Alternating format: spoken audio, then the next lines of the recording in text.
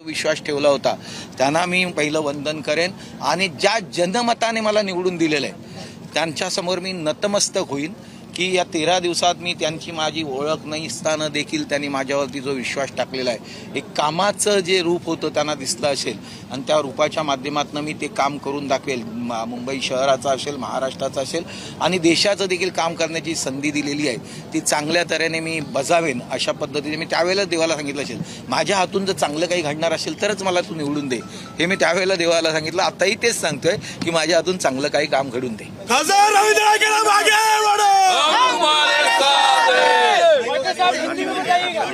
आरोप प्रत्यारोप असतात तुम्ही नेहमी ब्रँड वायकर आहे अमोल कीर्तिकर तुम्ही अनेक वर्ष सोबत होतात अगदी काही महिन्यांपूर्वी वेगवेगळे झालं काय सांगाल अमोलला जुना सहकारी आहे अमोलला मी त्याची माफी मागितली सॉरी म्हटलं मी त्याला कारण तो मला भेटायला आला